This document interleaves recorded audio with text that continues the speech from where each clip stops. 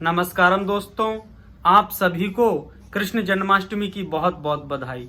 दोस्तों, कृष्ण इस धरती पर पैदा हुआ एक ऐसा अद्वितीय महापुरुष है जिसने लोगों को हंसते नाचते हुए धर्म में जीना सिखाया।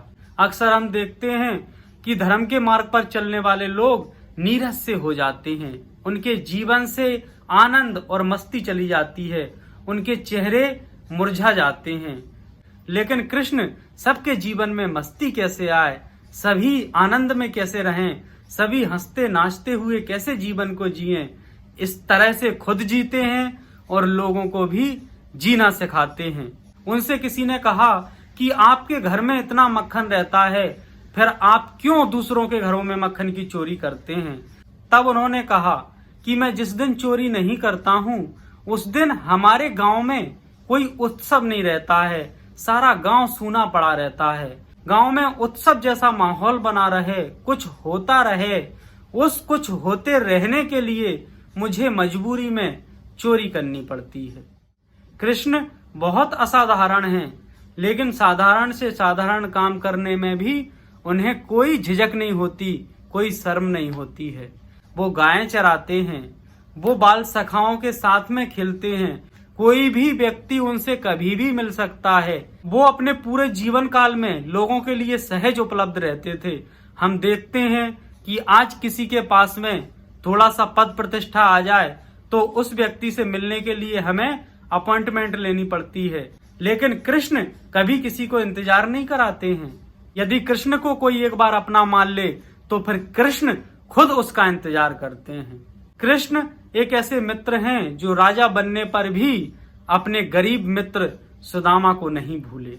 जब सुदामा उनसे मिलने आए तो सुदामा से मिलने के लिए नंगे पैर महलों से दौड़ते हैं। और आजकल के मित्र सिर्फ स्वार्थ के मित्र होते हैं, जब जरूरत पड़ती है तो दोस्ती कर लेते हैं, जब जरूरत समाप्त हो जाती है तो पहचानने से इनकार कर देते हैं।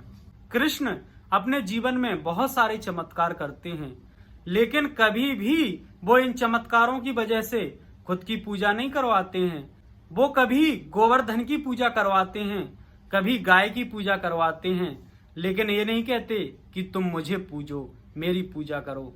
और आजकल कोई व्यक्ति थोड़ा सा किसी को मंत्र दे देता है तो कहता है कि तुम्हें जीवन भर अब मेरी पूजा करनी है, जीवन भर मुझे ईश्वर मानना है।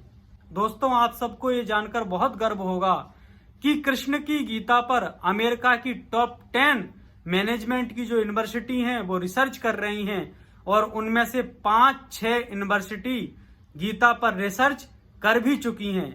वो सीख रही हैं गीता से कि कैसे कृष्ण अपने जीवन में इतना अच्छा मैनेजमेंट रखते हैं, और वो अपनी यूनिवर्सिटी में गीता को पढ़ा रही हैं, सिखा रही हैं।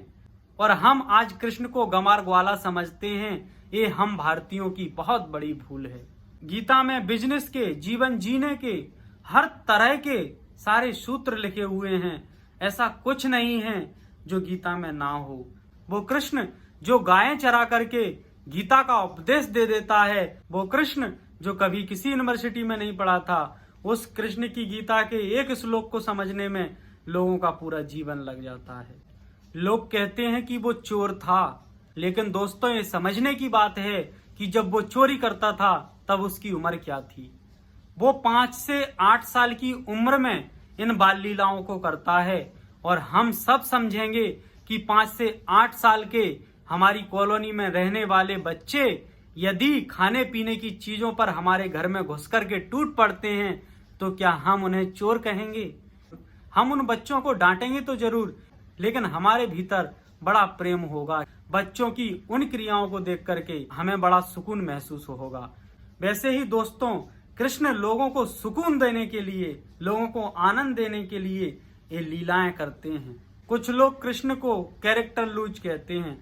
वो कहते हैं कि वो महिलाओं की छेड़खानी करते थे, लेकिन दोस्तों जब वो छेड़खानी करते थे उस समय भी तुम्हें उस कृष्ण की उम्र का पता होना चाहिए। जो भी उन्होंने ये सब लीलाएं की हैं 15-16 साल तक की उम्र में वृंदावन में जब वो रहे तब की ये सारी लीलाएं हैं। और 15-16 साल तक की उम्र के बच्चे किस प्रकार की छेड़खानियां और ये सब करते होंगे, हमें समझना चाहिए।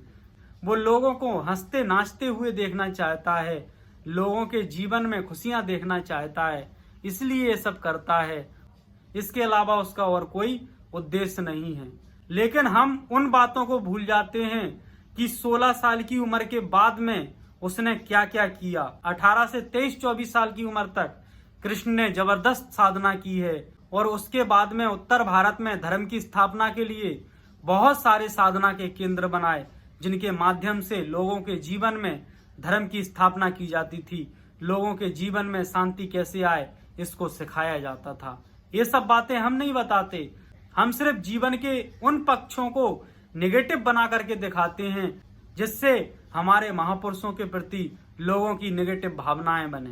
ये दोस्तों, ये महापुरुष इस धरती की चेतना के स्तर को बढ़ाने के लिए आते हैं। हम सबके जीवन में मंगल कैसे आए, इसके लिए धर्म की स्थापना करने आते हैं। ये मक्खन की चोरियां या किसी की तिजोरी की चाबी चुराने नहीं आते हैं। ये हम सबके जीवन को उत्सव में बदलने के लिए आते हैं। इसलिए हमको इन सब महापुरुषों के जन्मोत्सव पर इनके जीवन से शिक्षा लेनी चाहिए कि कैसे हम इन लोगों के जीवन से कुछ सीख करके अपने जीवन को बदल सकते हैं।